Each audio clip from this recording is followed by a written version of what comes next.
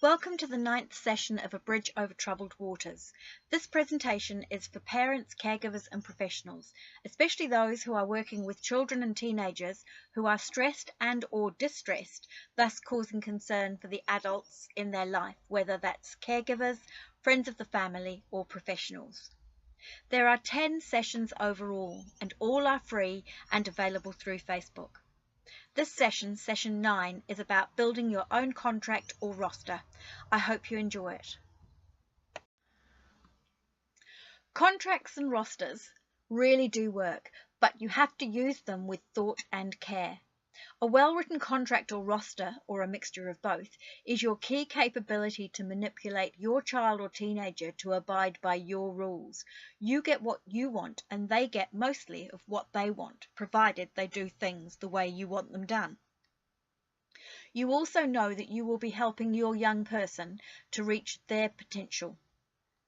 Listen to the basic instructions for putting a contract or roster together and also the contract roster stories outlined here. Then have a go at producing yours. There is a lot more detail provided in A Bridge Over Troubled Waters by Joy Sylvia, that's the book, available through the website or on Amazon.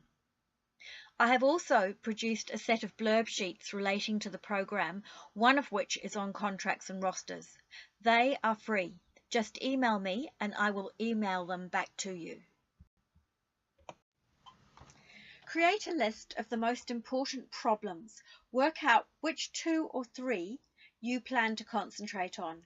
You are only going to tackle 2 or 3 of the most key problems, so be clear in your head about what you want to fix. Take your key problems and think about transforming them into positive and concrete rules. What needs to happen? What actions do you want or not want to see? There'll be examples of doing this through the next few slides. So now, create well-written consequences. Be really constructive with these. One style does not suit all. What works for one child or even one family will not necessarily work for another.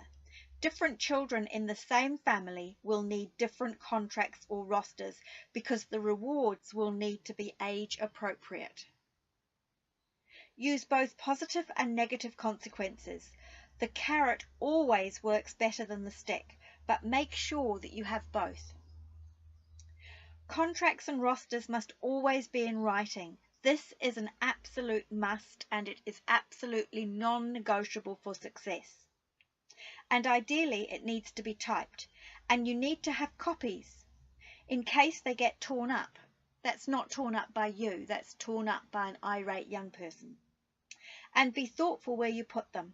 The fridge is a good place, somewhere visible for all to see, and they must be out written and be clear to see so that they can be referred to.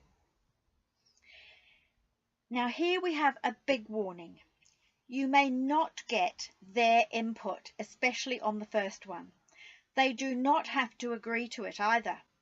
These are now the rules and consequences of your house. They apply whether the young person agrees or not. You simply have to apply the consequences, both the positive and the negative. So now, be absolutely consistent and follow through. You muck up with this and it won't work. Your child, teenager and the other household members will know you are not to be trusted and or that you don't care enough to be consistent and follow through. And then last but not least is make sure that you catch your young person doing something right. Do this lots. Manufacture it if you have to. Use a magnifying glass if you have to.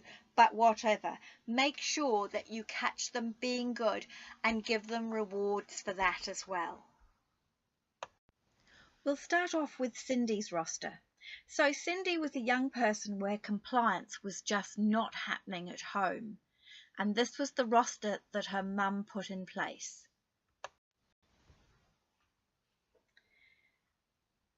Cindy and her mother were the only 2 people who lived at home.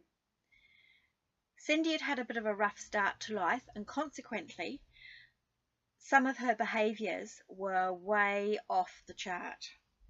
So Cindy's mum wanted her to be good for longer during the day. So what she did was she set up the roster. So we'll just go through the roster. So 8 a.m., which is when Cindy gets up, 8 a.m. to 9 a.m. we've got being good. So in that 8 a.m. to 9 a.m. period, Cindy is expected to get up, pull her bed tidy, have a shower and clean her teeth, eat her breakfast, and give her room a quick tidy over. 9 a.m. to 12 noon, she's expected to be good, whatever that might mean, and we talk about what that means further on. 12 noon to 3 p.m, being good. 3 p.m, so that's like after school, to 7 p.m, she's expected to be good, and she will complete her homework, she will do dishes. On Monday, she'll clean the bath, which is one of her chores. On Tuesday, Cindy will put the correct bin out, and on Saturdays, Cindy is expected to wash or vacuum the car, whichever Mum says needs to be done. And at 7 p.m. to 8 p.m, Cindy is expected to be good, and she has her bedtime in that period. And at 8 p.m. to 8 a.m, Cindy is expected to be good and to sleep. So if she does all of those things according to the plan, then she will get, without having to be nagged, she will get a tick. If she gets a tick for everything, all those columns for everything on that one day, then she'll get a big tick and a little heart. So let's have a look at these. So room tidy. So Cindy's mum had written down exactly what these things were meant to be. So room tidy equals Cindy will have her room tidy every day by 8:45 a.m. If her room is not tidy, Mum will not make her bed.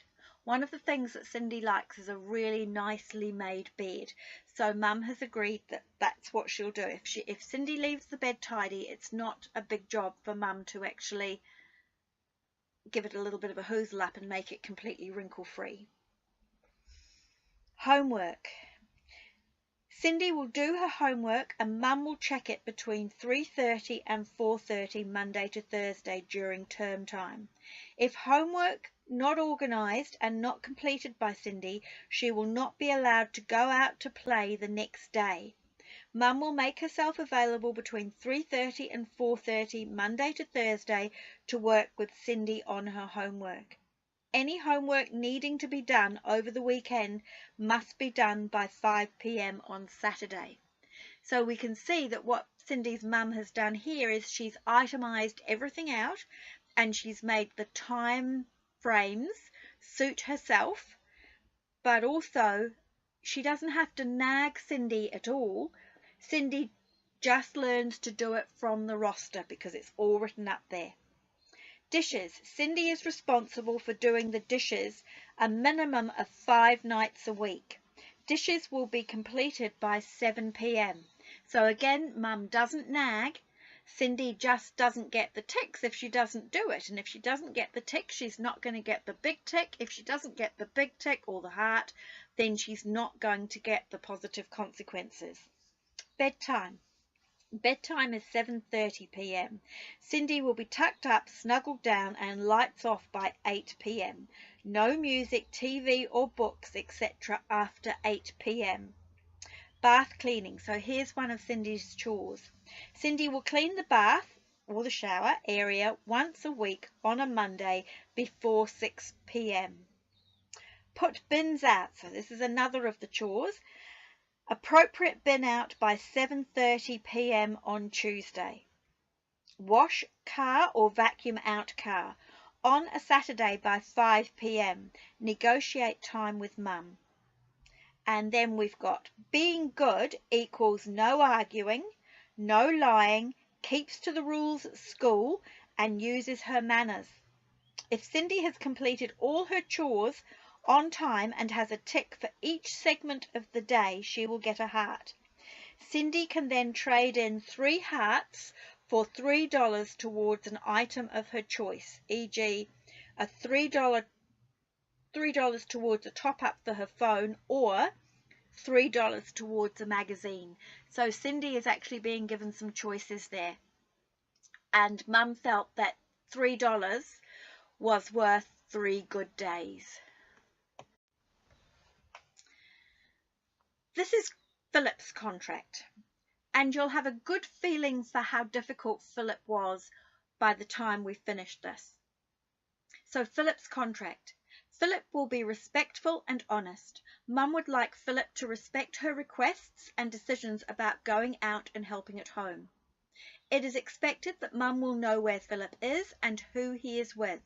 Philip will come home at the time that Mum asks. There will be no lies told, no abusive behaviour, and no violence. Philip's behaviour towards Mum and his siblings will be seen as disrespectful if he does any of the following: ignores Mum's request to do something, goes out when he has been told not to, tells lies, name calls, ignores people who are talking to him, threatens, takes stuff that belonged to others.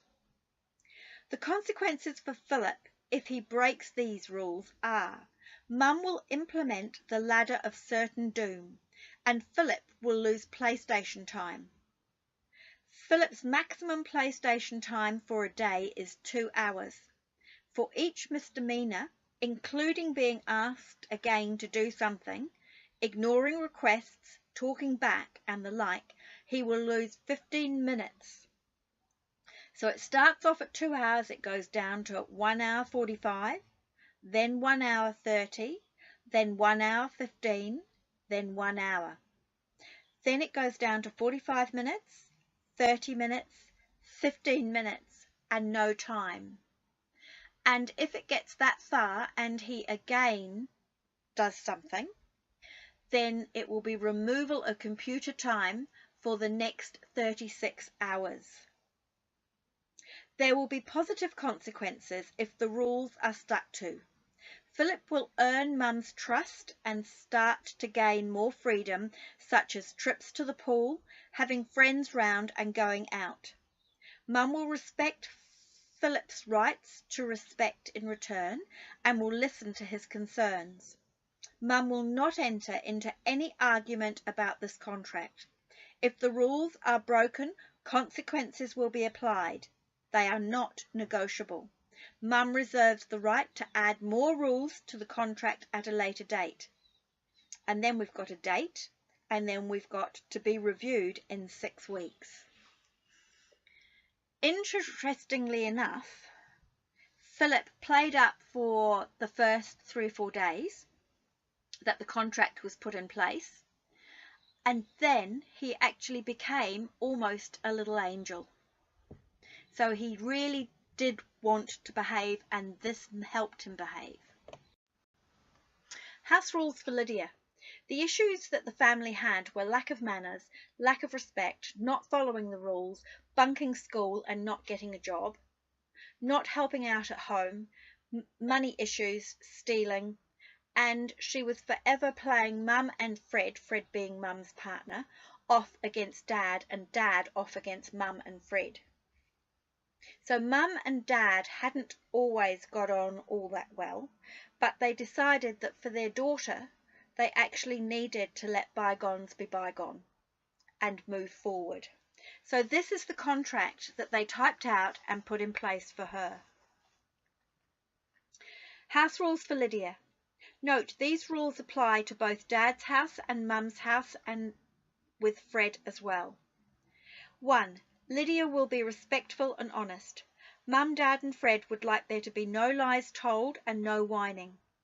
Lydia's behaviour will be deemed disrespectful if she does any of the following: tells lies, takes things that don't belong to her, whinges, backchats, ignores people, chooses not to come home at the time that has been agreed, goes out and stays out when this has not been agreed to, does not let her parents and or Fred know where she is, does not follow the requests of her parents or Fred over such matters. 2. Lydia will use her manners, demonstrate appropriate respect to all household members and guests of both homes, and follow the rules of each home. 3. If Lydia does not follow the rules, the agreement between Mum, Dad and Fred is that she will not receive any pocket money that week from her mum, Fred and or her dad. That the curfew, as stipulated in point 5, will be brought forward by half an hour for the following 3 nights. If she follows the rules and acts with respect, there will be rewards. See below. 4. Lydia will get a job. Lydia is expected to be either going to school and furthering her education or to be in paid employment.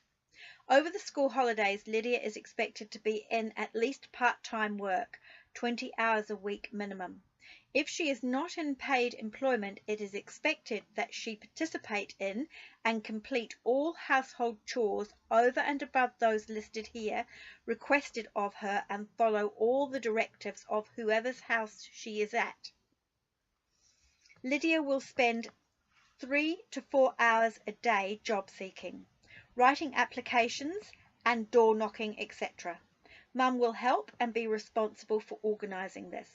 There will be no employment with any family business except after Lydia has had 18 months full-time successful employment in the general outside workforce.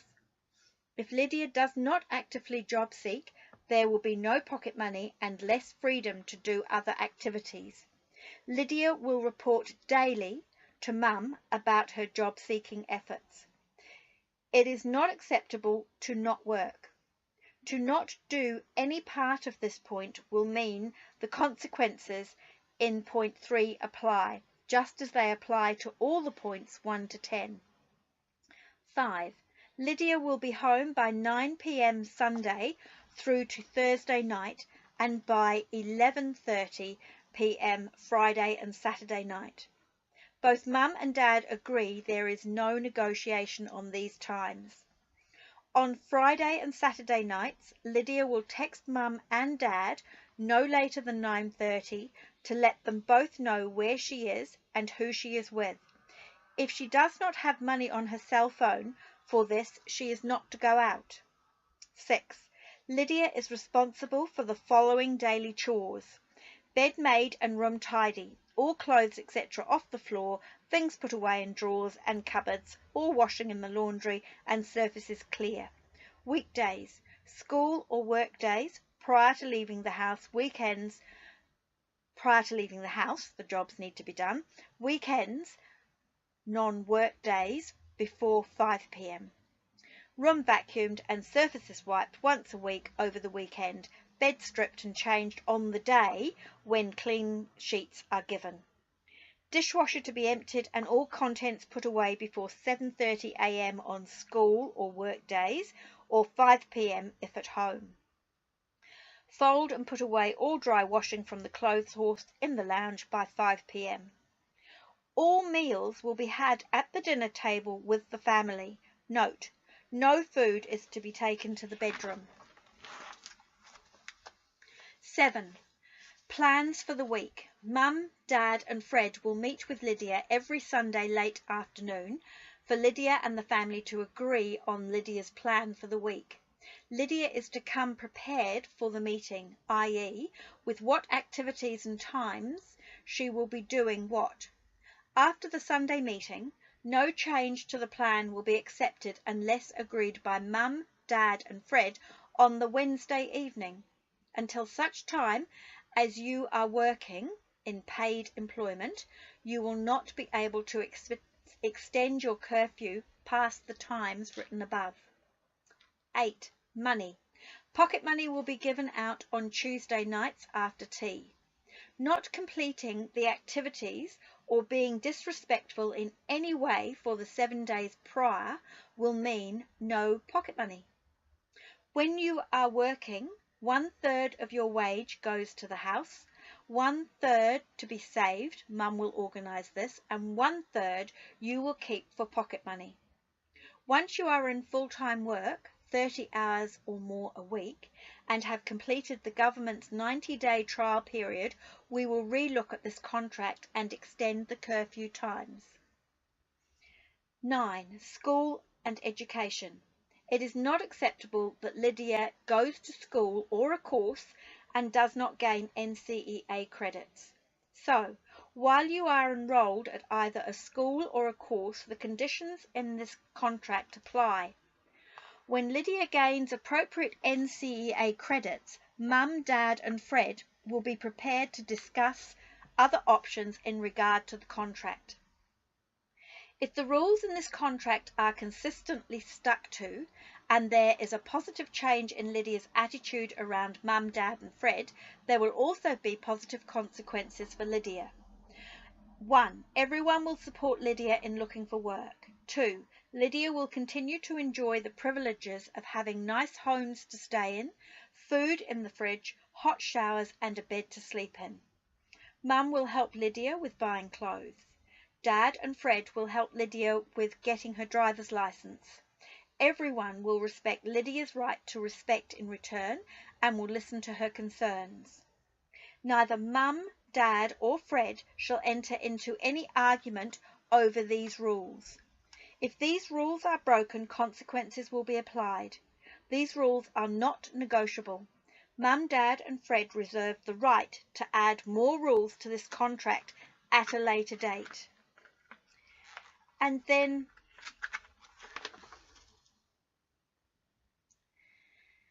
it was really interesting that after 6 months, Lydia had kept a good job going, and then she actually went and did some work health and safety papers through Open Polytech, and she ended up getting herself a really good job. So it was actually probably her saving grace. Keeping commitments. Keeping a promise is huge. If you say you're going to do something, you need to do it. Breaking a promise does unfathomable damage to any relationship because it is such a major withdrawal on the emotional bank account. Keeping your promises to your children is in actual fact you building the bridge over the troubled waters. There was a dad I was working with whose son really loved the Air Force Museum in Christchurch. This was in Timaru, South Canterbury, some 2 hours away. As a carrot to help the boy behave better, Dad told him that if he could get up on time, be ready to go to school on time, and do his homework every evening from Monday through to Friday, he would take him to the Air Force Museum for the weekend. Sadly, Dad had miscalculated. He was working as usual until 2:30 p.m. on Saturday, and on the Sunday he was organised to play darts for his regional team. His boy had an exemplary week, a fantastic week. He did everything right. He did more than he was asked. The weekend came and went, and he did not get to go to the Air Force Museum. He saw that Dad had chosen his darts group of friends over him. We know what works. We absolutely know what works. And all the experts agree that clear boundaries, clear effective consequences, and absolute follow through work with children and teenagers who are exhibiting difficult behaviours. So the predictability, the consistency, the follow through and the clear boundaries of contracts and rosters really do work. And remember, there's more material on this available if you wish it. Just email us. Thank you. We hope the 9th session of A Bridge Over Troubled Waters has provided you with more ideas about parenting positively and confidently, and how a simple but well-formed contract or roster can take a lot of the hard work out of the day-to-day parenting. It will also cause far less squabbling. The next session, session 10, is the final session where we get to put everything together and look at where to now. For more information about this program and these sessions, simply check Facebook, Joy U Sylvia, or email joy@joysylvia1@gmail.com. If you found these sessions interesting and or useful, please do leave a comment, and please pass them on to your friends and family anywhere you think they might be useful. Thank you. Here are the 4 books that I currently have published. They're all available on Amazon, or you can go to my website if you wish to purchase them locally. So we have A Bridge Over Troubled Waters, a guide for managing tricky teenage behaviours. It is easy to follow and apply and has been designed to equip both the caregiver and the professional with effective strategies for the seemingly relentless onslaught of difficult and sometimes frightening behaviours caregivers and professionals have to manage in today's society. The diagrams, together with the insightful real-life stories of parents working through the material, bring about an attitude and belief that change is indeed possible. Say No to Bullying: Factors, Challenges and Strategies. This book helps the weak become strong and the supposedly tough become true heroes. This is a book about a nasty and vicious topic that will warm the cockles of your heart. It is amazingly easy to read and hard to put down.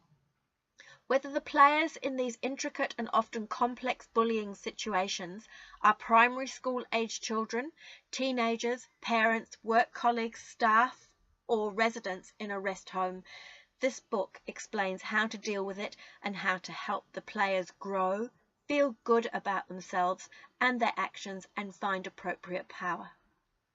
Dealing with difficult people, managing conflict, bloody-mindedness, and other intercommunicational difficulties at home and at work. Heaps of information, diagrams, and life stories to help you deal appropriately with and confidently with those difficult people in your life who misuse power, threaten, and/or play mind games. Project Alpha. This is an exciting New Zealand-based adventure mystery series for young teens, so about 10 years to 14 years old. The plot involves the kidnapping of the Project Alpha CEO, with the baddies intent on stealing 3 active satellites, disabling the worldwide GPS system, and generally attempting to take over the world. So the odds are heavily stacked against Jimmy and his band of oddball adults, including the FBI, NASA, Interpol, and several New Zealand Defence Force representatives. Jimmy's mission is to save the world and capture the bad guys. Jimmy's mum has sent him to stay with his Uncle Ben, an astrophysicist and computer games designer who lives in a remote part of the West Coast Alpine region on the station that houses the observatory and the labs of Project Alpha. As an experienced social worker with a passion for personal and community development, I have particularly enjoyed the ability to weave narrative that can surreptitiously help young people deal with anxiety, difficult backgrounds, new situations, learn how to problem solve, and take appropriate self-responsibility.